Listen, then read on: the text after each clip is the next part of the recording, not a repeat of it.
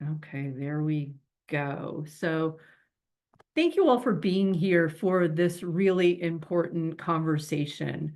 Um, we are situated in Amherst, Massachusetts, formerly Pecumtuck land, Nipmuc, and we are one of two communities in the country that have set up a reparations committee and working to do reparations. But we also understand as a partner in philanthropy that there's a role and a really important role for philanthropy to take in doing the work, taking responsibility, being part of repair and reparations. So today is part of our Reframing Philanthropy series where we invite donors, advisors, other foundations to have a conversation with us so that we keep pushing ourselves to embody our values, both as a funder and inviting our other colleagues into the conversation. We have seen such a huge backlash in the last couple of years against anything related to diversity, equity, inclusion. It's heartbreaking. And we also know that there is a widening racial equity gap, wealth gap. If white Americans' wealth was stagnant right now, stopped gaining money, um, it would take 228 years for Black families to catch up.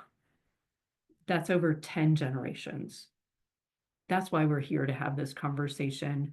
I'm going to launch a just quick poll to kind of so that we can see where we all are on some of these issues and who's in the room. So you'll see this pop up in your screen.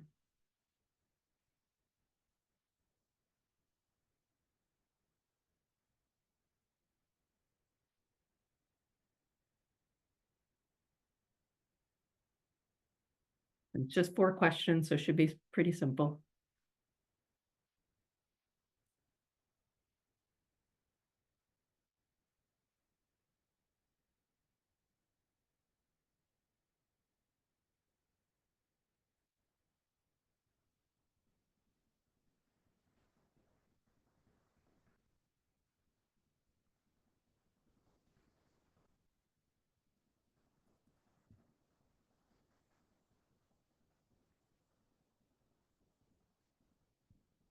Sophia, can you let me know when everybody is finished with it? It doesn't pop up on my screen.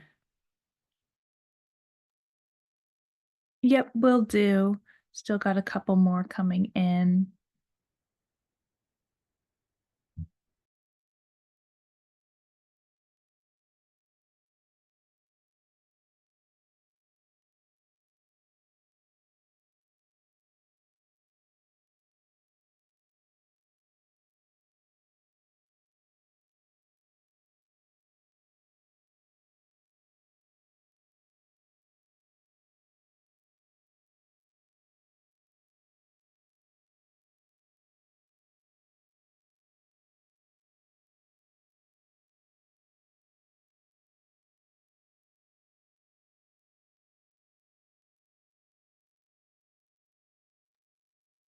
All right, just another minute. We're about halfway complete.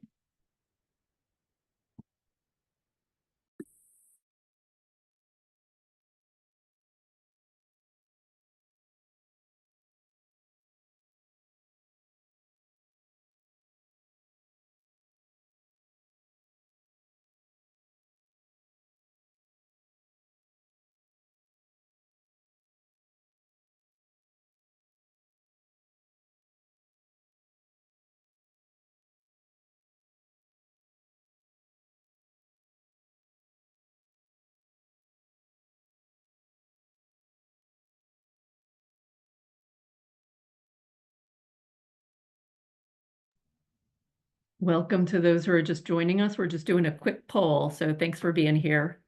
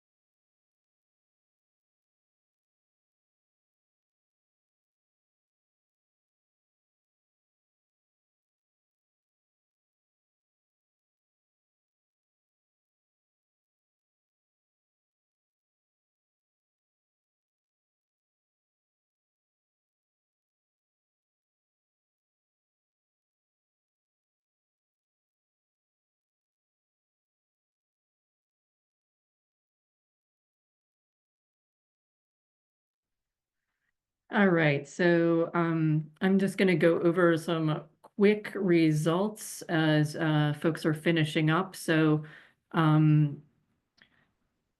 looking at who we have in the room, about a third of you all are donors.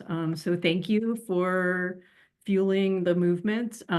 We also have movement organization and staff, staff of philanthropic organizations, and then nearly half of you put down other, so maybe connected in other ways.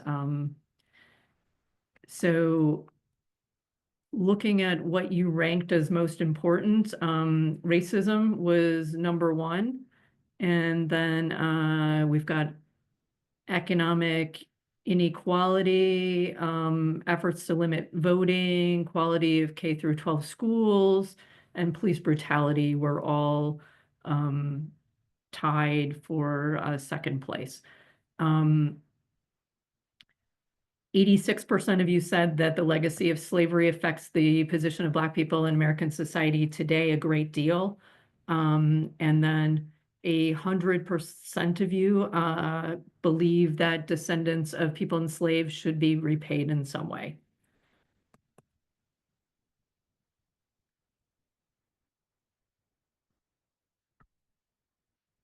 I hate to say we're an anomaly. If you look at Pew Research studies, right now only about 3 out of 10 Americans believes that there should be any kind of reparations.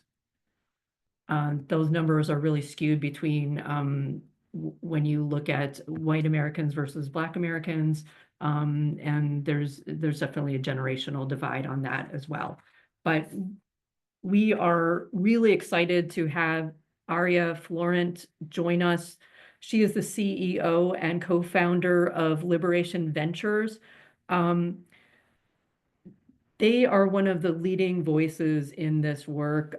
They're both a progressive funder, but also working on reparations issues, particularly calling in members of Philanthropy and our responsibility.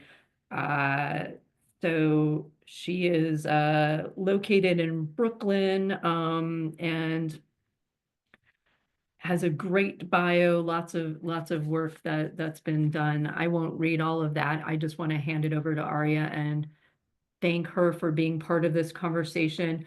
She'll present for the next about 20, 30 minutes, and then we're going to break into some breakout groups to continue the conversation.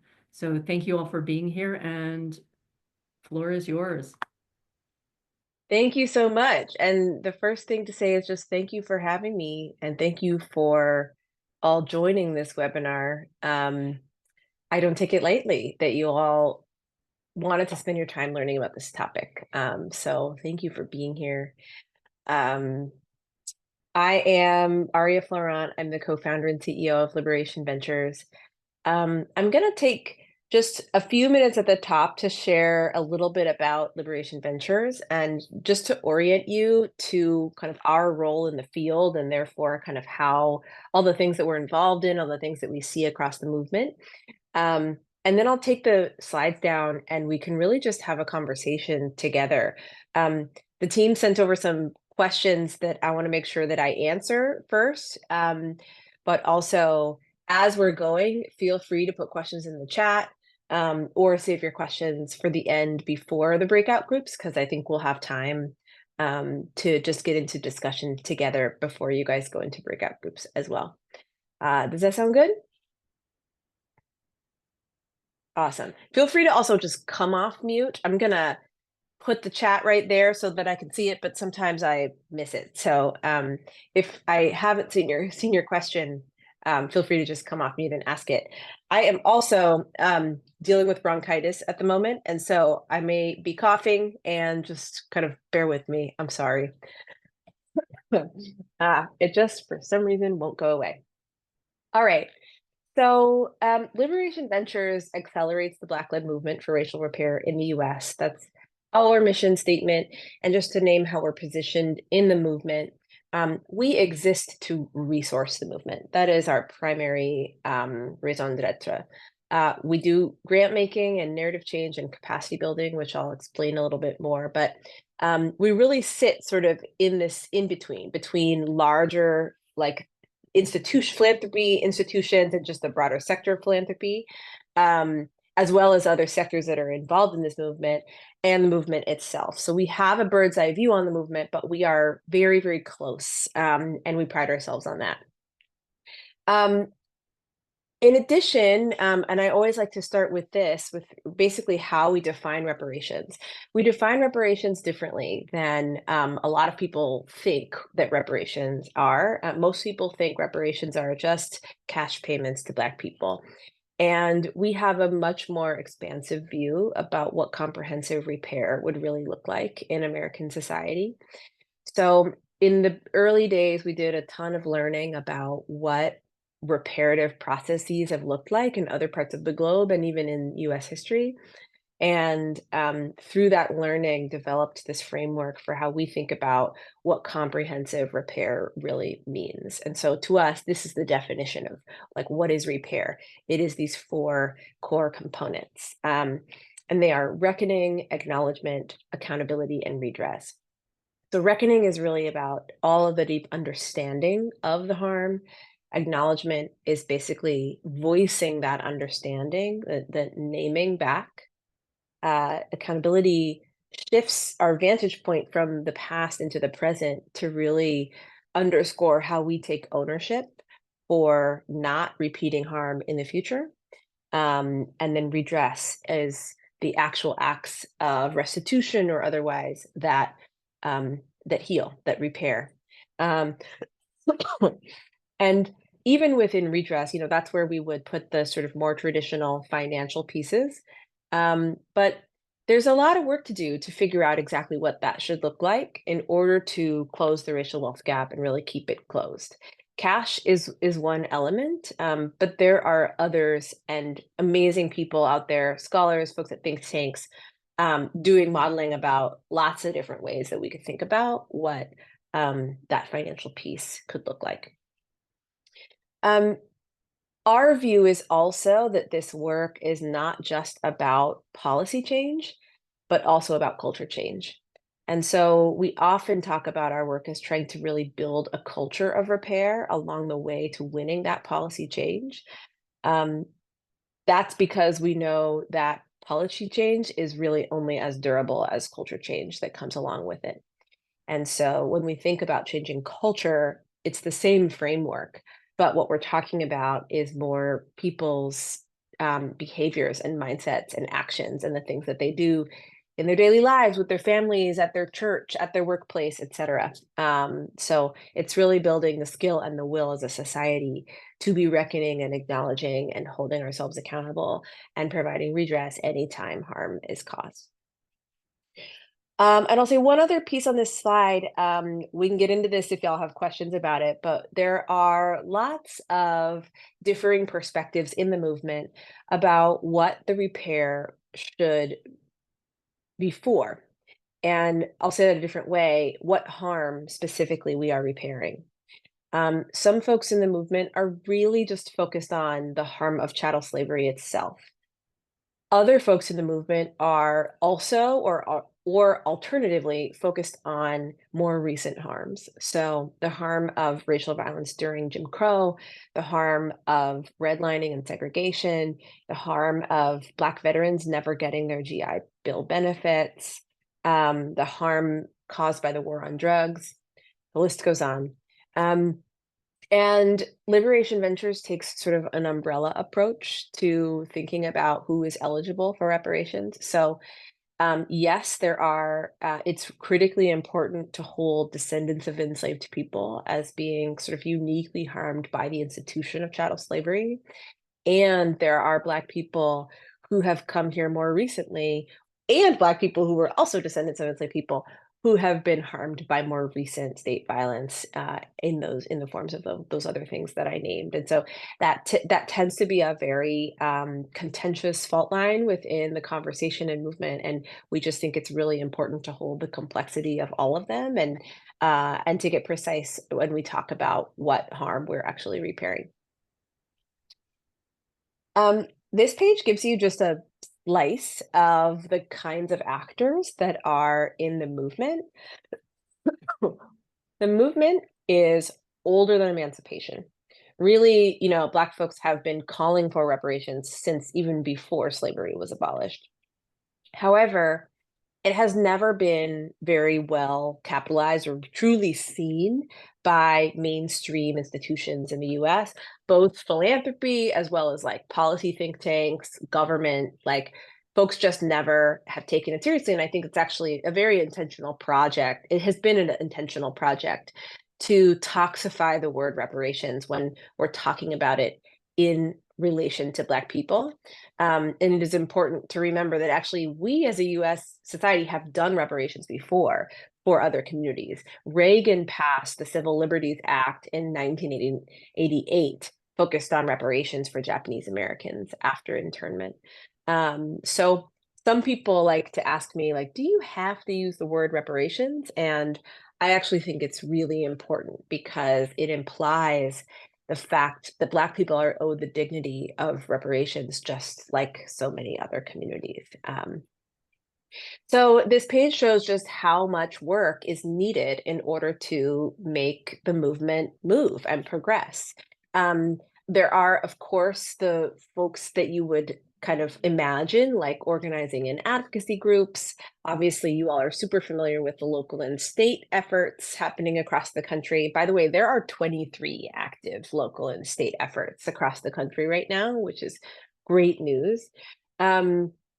But then there are others, right? Retracers and thinkers, folks who are working on monuments, memorials, folks who come at this from more of an artistic or culture change perspective, the journalists, the academics, the funders, the institutional actors that are taking steps to actually repair harm that their institutions have caused. We view all of these groups as part of the movement.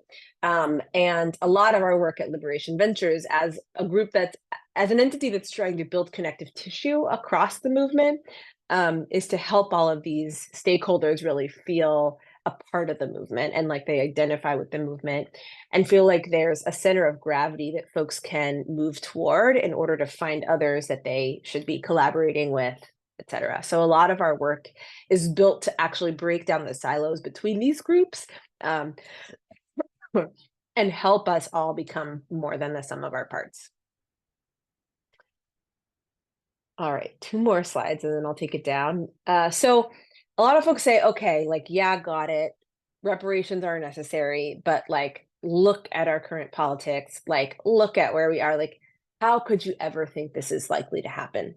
And actually, that's something that we see in the data, even among Black people, there is a massive hope gap. So, something in the 80th percent of Black people believe that reparations should happen, but only 11% actually think it's possible. And that's a big challenge for us because in order to really engage and try to make something happen, you have to believe that it's possible. And So a lot of our work is like helping to combat that in various different ways. But one of those ways is really setting the aspiration and then clearly articulating the steps that we take that are more interim steps in order to get to that aspiration. So we are under no pretenses. This is a long-term 25-year vision. We break down that time frame into kind of 3 distinct phases. First phase being really all about building a thriving and sustainable reparations field, and also catalyzing reparations efforts at the local and state level.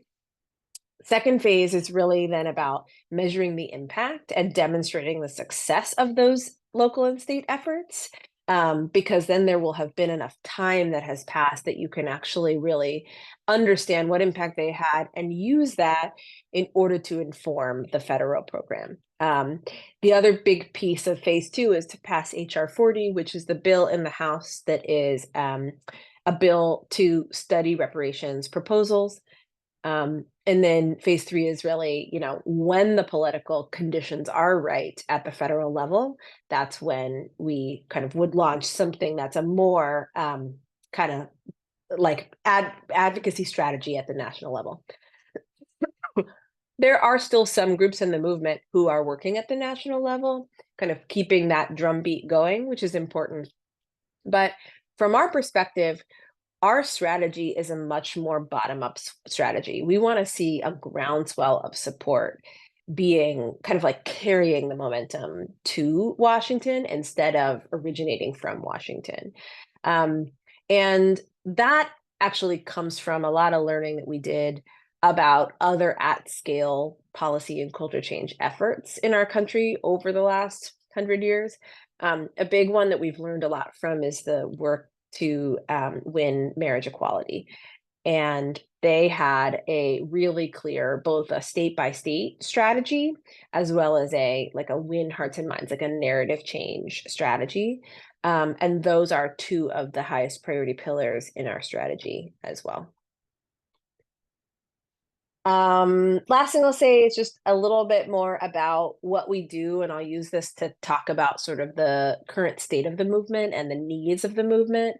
So we do grant making, huge needs for dollars in the movement. I think that while more and more funders are coming around to seeing reparations as an imperative to actually really close the racial wealth gap, and not only that, realize a true multiracial democracy, there's not enough yet. And so our movement organizations, our grantees are still small, still struggling, and more dollars are needed. We actually just finished working on a 10-year grant making strategy, and we co-created that with a set of movement leaders in the field. But really, we got feedback from everybody in the field that would give us feedback. And we are going to be rolling that out early next year. And that is a 10-year, $200 million strategy. And so now the next phase is for me to go out and try to raise those dollars.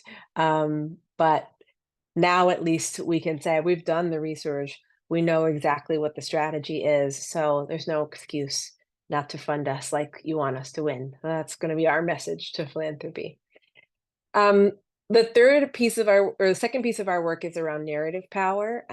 So as I mentioned, it's just so important for us to win the narrative on this issue. And we're definitely coming from behind. And so our narrative work is really all about trying to identify the most effective narratives, messages, and stories that move people to support reparations, and then really disseminate and immerse those narratives out in the world. And so last year we did a whole sort of co-created process where we brought movement leaders together to basically build the long list of narratives and messages and stories. We call that our narrative house, which you can view online. And now we're in a process of working with some researchers to do qualitative and quantitative research on those narratives to understand which ones are most effective for what audiences. And once we have a really solid evidence base, for how people move along like a belief journey, a support journey. We'll have more information for then how we can intervene, make grants, and also do campaigns and projects ourselves that immerse the effective narratives into the world. And then on the capacity building front, this is really all about sort of non-financial support. This takes two forms. One is a lot of the organizations, as I mentioned, are new and they're small. They need support learning how to fundraise, learning how to develop their comms infrastructure, doing strategic planning. We help all of our movement partners on that stuff. And then the second side of this work is really about creating collective spaces so that we're not recreating the wheel, and actually we're sharing our knowledge in ways that, like I said, kind of make us more than the sum of our parts. And so couple of examples there are, we host a Reparations Research Consortium, which is where all practitioners and researchers can come together and share learnings, collaborate with each other. We're actually in the middle of co-creating a prioritized research agenda for the movement as well. And then another example that's more nascent, but we're seeing legal backlash, as you mentioned, Laura, at the beginning. We're seeing backlash to both DEI, like race conscious policies in general, but we know that it's coming. It has already come for Evanston, and we know that it will come in other places. And so trying to create a coalition of lawyers who are trained up on reparations precedent, and create ways that we can support, especially cities and states, the lawyers who are defending cities and states when they are attacked. So that is all. Those are all the pages that I'm going to use. So I'm going to stop sharing. And I'll keep going just to get into some of the questions that you sent over. You know, how has philanthropy contributed to racial inequity, and what responsibility can philanthropy take to begin repair? Oh, awesome. Can you hear me still? Okay, great. So yeah, so philanthropy as an institution there's sort of many layers of harm that philanthropy as institutions and as a sector have caused. And I'll name that when we use the word reparations, we are talking about federal policy, state and local as well. We're talking about government policy. But when we use the word racial repair, we're talking about the private sector and the social sector. We distinguished them because it's important to guard against diluting the term reparations, because the private sector and the social sector can't do reparations at the scale that is actually needed. And it is the state that caused the harm, and actually, so therefore needs to do the repair. However, we know that institutions have caused harm to Black communities. And so there is a role for the private and social sector, especially as it relates to our cultural norms around repair. And so I think philanthropy is incredibly well positioned to actually lead kind of institutional repair work. And we're starting to see that already. Robert Wood Johnson Foundation is doing a pretty comprehensive, both internal and external repair process, where they're reviewing kind of the harm that they've caused over their lifetime and what that means for how they're going to take responsibility for the future. So what does that look like? That looks like, well, in many big institutional foundations were created with money that was with wealth that was built through some kind of exploitation or extraction, either of Black communities or the planet or both.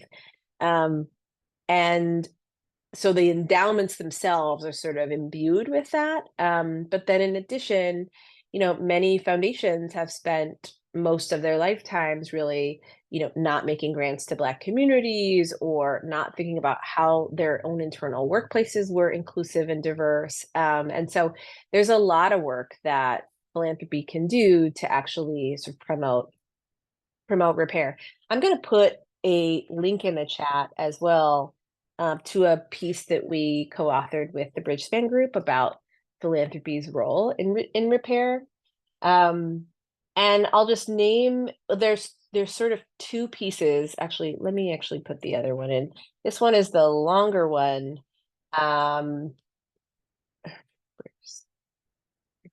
There's a bit of a shorter one in SSIR. So let me put that in the chat as well. And in the SSIR article, where we're really clear is that there's sort of three different buckets of work for philanthropy. One is living into a culture of racial repair in your institution, so doing that internal work.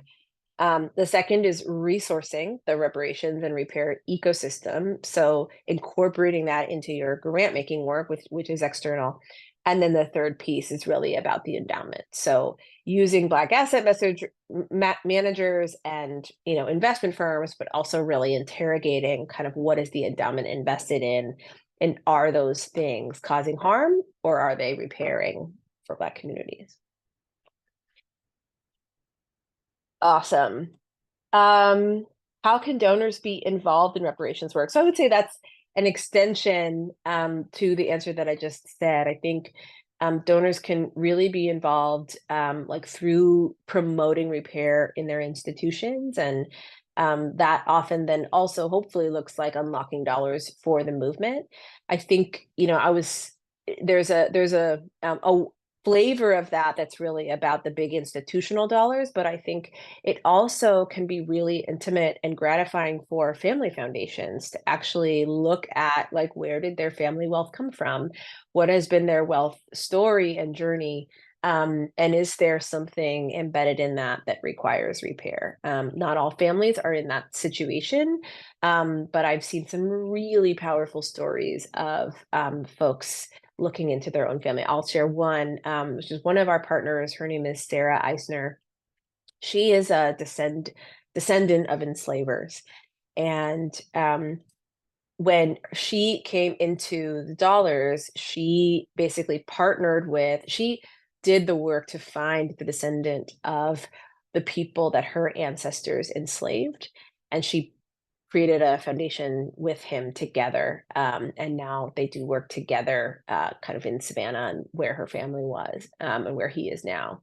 And she just speaks so clearly about the incredible kind of alignment and integrity and wholeness that can come from that kind of work. And I think there's just so much more opportunity for that in this movement and in our kind of national conversation about this topic. And I want to name that too, in particular, to say, like, donors can give to the movement, but donors can also be involved in the movement in so many more ways.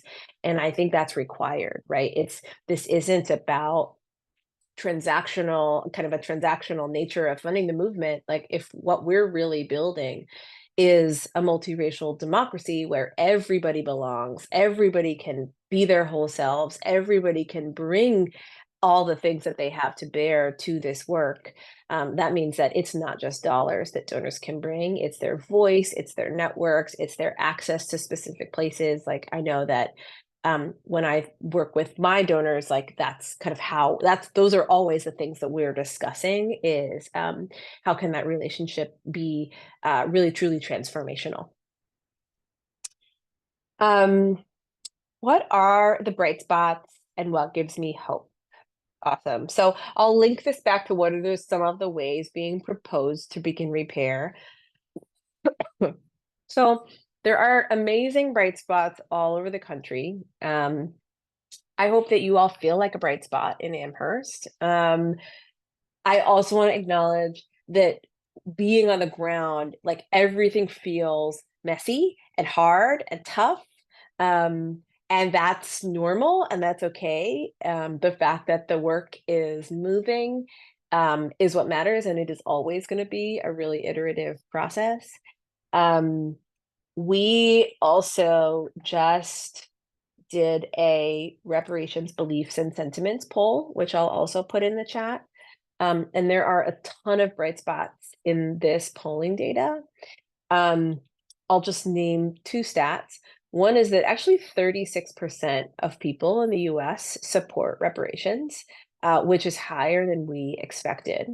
And that figure has doubled over the last 20 years. I think it's actually more than doubled. So that trend line gives me hope. In addition, when you cut the data for young people, almost half of people aged, I think it's like 18 to 29, support reparations, which is awesome. I know that there's conventional wisdom that people get more conservative as they get older, especially fiscally.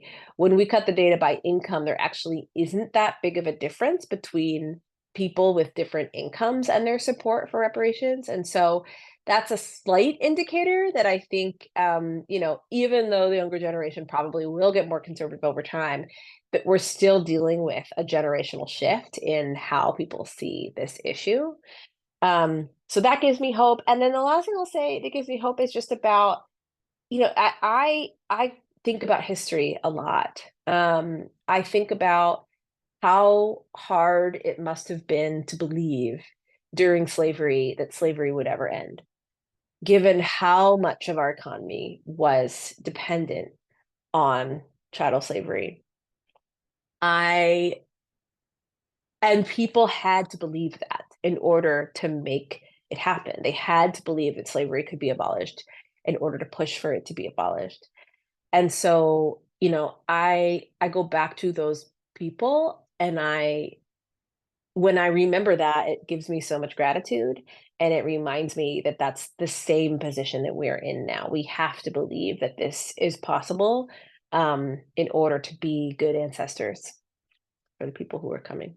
So why don't I pause there? And I would just love to open it up and hear y'all's reactions, questions, thoughts, or whatever comes to mind.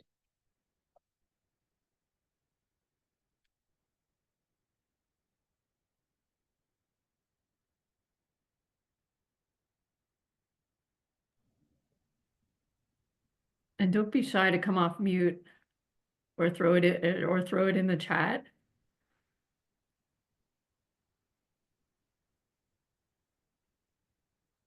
Question.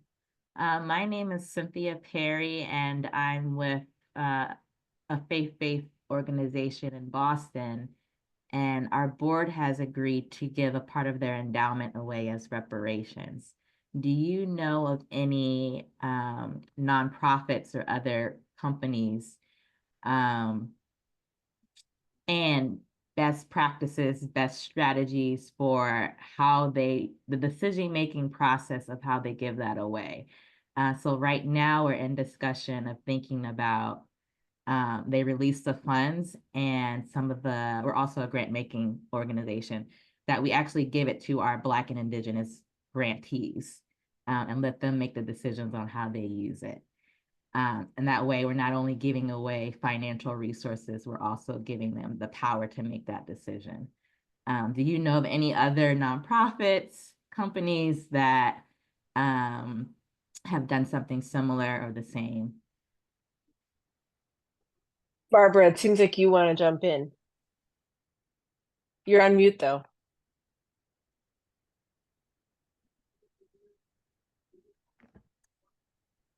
Can you hear me now? Can you hear me now? Yep. Okay. I wanted to answer that because, in a sense, I did that back in 1998. I didn't use the word reparations. I wasn't familiar with the word yet. But I started a family foundation, and in 1998, after a 5-year formative period, we turned our endowment over to our people of color, to our grantees, who were people of color who led people of color organizations. They started something with us kind of as the container over this 5-year period. They started something called Southern Partners Fund. And now 26, 27 years later, it is still totally run by people of color, grassroots community leaders from all over the rural South. Our geography was the South. But the point I'm making here, and I don't want this to sound like bragging, but it's just I love the opportunity to be able to share this idea, And so we didn't make a grant to people of color. We made a transfer. We transferred the funds from our endowment over to these people of color leaders of grassroots communities who established Southern Partners Fund. So I'd be happy to talk to anybody if anybody's interested in learning more about that. It's something I'm quite proud of. That's great. And I think, so let me jump in, Claudia, and I love this. And I would, well, I'm going to put a couple of links in the chat. One is just a link to our kind of a blog post about our last grant making round that has all the information about our grantees. And so if there are grantees in there that you would be interested in giving to, I would love to make the connection. I think the other question that what you said raised for me is, are you taking out of the endowment and then making grants to organizations? Or are you actually transferring the endowment? And by that, I mean endowing a Black-led organization. And there's some new and emerging research and thinking on that. I'll put another link in the chat that I think is really interesting. I have not heard of that happening like at scale, although that article may have some examples. But I think that's like a really amazing question that you could kind of like bring back to the folks at the church. So what I'm saying is we did transfer our endowment area. That's what we did. And so then was the organization, did they use that money for an endowment for their organization? Yes, part of it. I mean, they established, by now, 25 years later, they've received money from Mackenzie Scott, 15 million total and other things. So they now have a large endowment of $20 million. But it started out with our transferring what were actually fairly small funds for a family foundation. We had, I guess, by the time we were that much older, we had close to 14 million that we transferred. So in the very beginning, of course, they used it for operating until they had a board that could look at establishing an endowment, and then they did right away. That's great. They That's wanted great. to go I on think that's forever. rare. Yeah, I think that's rare. I think, most nonprofits raise all their money and then spend it every year, or every few years. Oh, And no. so, yeah, Would I you think that's like great. that website, southernpartnersfund.org? If anybody wants to learn more about it, they could take a look at that website. That's great. Thank you all. I want to, if it's okay, move us into some breakout rooms so we can continue the conversation in some smaller groups, because I know some folks are shy to come off mute. So we'll have about 10 minutes to talk in the groups. We have PDF staff who are here to facilitate the conversation, and then we'll come back together. So I have really simple questions for your breakouts. If you want to share a little bit of your experience with reparations or what you're excited about that you heard today. And then I'm an organizer, so what do you want to do as a result of this conversation? I want everybody to walk away with just one or two things that you can put into action. So I hate going to a meeting where I don't have something to do after I leave. So I'm going to open the rooms, and we'll see you all back in the main room in 12 minutes.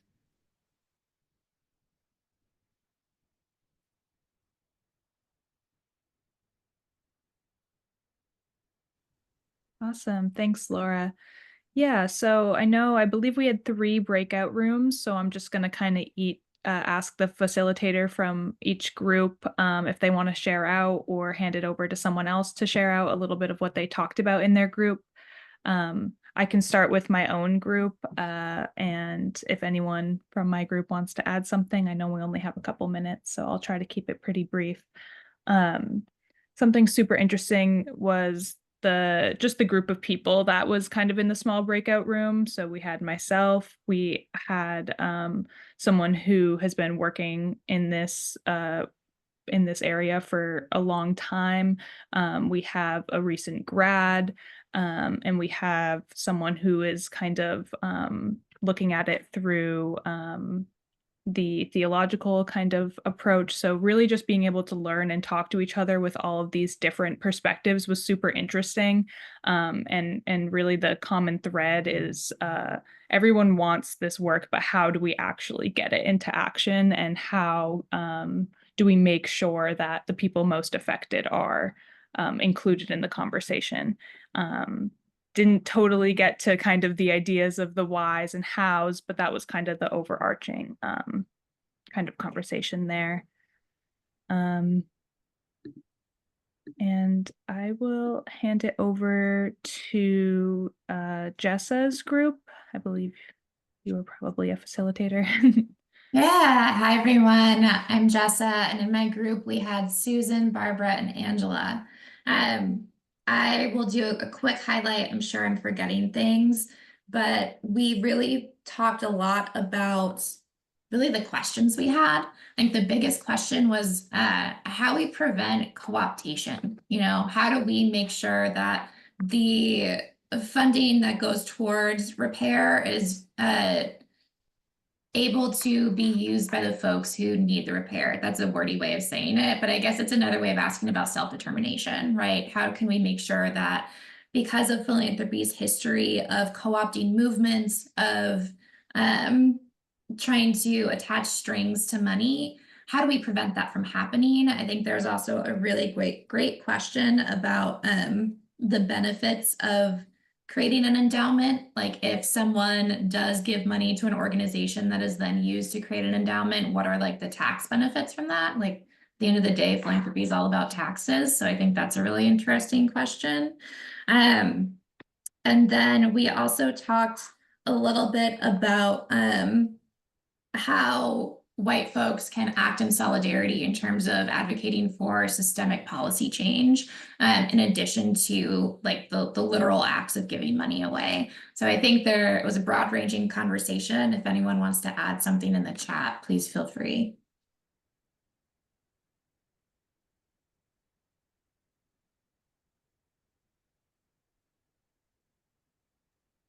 Thank you, Jessa. Yeah, it's interesting that there's kind of that overlap between our two breakout groups about the self-determination and really making sure that, like you said, the people who need the reparations are the ones actually benefiting from it all.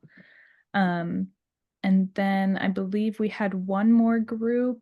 Laura, were you facilitating that group? Lakota. Oh, awesome. All right, Lakota, I'll hand it to you or anyone in your group. Hi everyone, my name is Lakota. We had Aria in our group with us, which was really, really helpful. We discussed kind of developing the understanding between reparations and racial equality. And then, of course, beginning with accountability on the national level. It will like strengthen the foundation of the work, and that the term itself is gaining traction. Like before, it was kind of disregarded. And then also that brought up kind of the global movement. There's work being done everywhere, and the work in the US has the ability to create a really strong momentum for progress on the global scale. And then just intentional learning about other areas, putting in this work is very important. And then also that the political climate is a bit stagnant. There was pressure for an executive order to be passed, but there was disagreements on the effectiveness, like how that could kind of just more like be like a show instead of like actual true effective work that HR 40 would accomplish. And that pretty much with everything else, the best hope is on state and local level politics.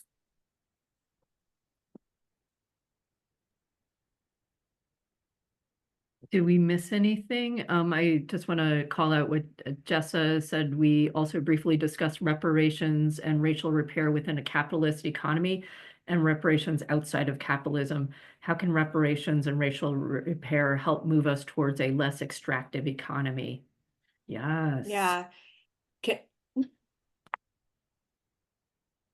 Unmuted the wrong one. I would love to speak to this really quickly, because this is a great question, and there are a lot of different perspectives in the movement about this as well. Like, there are some people in the movement who are extremely pro-capitalism, right? And reparations is all about like how Black people can better participate in capitalism. That's not our perspective, but it is the perspective of some folks. And what I'll name is, this is high level, but a big part of our work, as I mentioned, is it's not just about wealth and trying to close the wealth gap and keep it closed. It's about anti-Black narratives and anti-Black culture and uprooting that from our culture. And the way I like to think about this is to try to imagine an economy without anti-Black narratives, because capitalism relies on anti-Black narratives in order to divide working people, to extract from working people. And one time I asked Ibram Kendi this question, like, what if we lived in a society without anti-Black narratives, what would happen to capitalism? And he said, capitalism would face an existential threat. And so that's kind of how I see the two being connected. And of course, like, I think in any, we're not going to just dismantle capitalism in one fell swoop. We have to be working on like, what's the transition plan? And along with that, it's not only what do we dismantle, but what do we build? And so I have, we talk a lot about like, what does building repair into a new economy really mean and look like? And you can kind of like approach that through any of the lenses of our repair framework and the framework as a whole. So yeah, thanks for that question. Thank you. It just, I think that highlights how interconnected all of these questions are.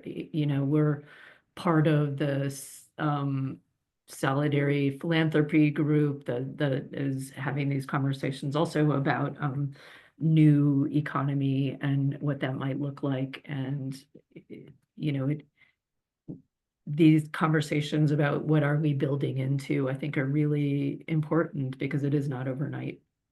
And some of us can't even put in our heads, like, what does this new world look like yet? Because we haven't quite imagined it. But thank you all for being part of this conversation. I have learned a lot. I have been challenged today, and I hope you all feel hope. I loved hearing from Aria where she finds hope. I think that's really important because the world seems a little bit crazy and chaotic right now. And we all need to have spaces like this to remember that there are hundreds and hundreds of people working for a better future for ourselves, including making really good progress on reparations and repair, and people right here in this room taking responsibility. So thank you all. Our next Reframing Philanthropy session is on December 11th. The focus is housing justice and how we leverage community land trusts in that work. We're so excited to have speakers from California on one end of the country and Boston on the other end, and the work that's happening around the country to have a different economy and look at how we hand the self-determination back into communities and housing while we're facing this huge housing crisis. So we have recorded this session. We will also have a copy of the chat. So we will send that to everybody so that you have all of these great links that were shared today. There is a way to save the chat, so you can click on the more and download the chat yourself as well. And thank you so much to Aria for joining us and sharing your experience. And I love your bold vision. So let's do it, $200 million over 10 years. And thank you all. And for those who want to look at some of the grantees and fiscally sponsored organizations that PDF has been sponsored that have been doing BIPOC organizing, happy to share some of those lists with you all as well. All right. I'll just jump in to 114. say super quickly, we are about to start the process of that $200 million raise. And our vision for that is to really build a strong and small community of donors, which we're calling the Reparations Donor Collaborative, that are supporting that. And so if any of you are interested in that, I would love to talk. Fantastic. Thank you, community. Let's get it done. Thanks for having me. Hope to see you all next time. Bye, everyone.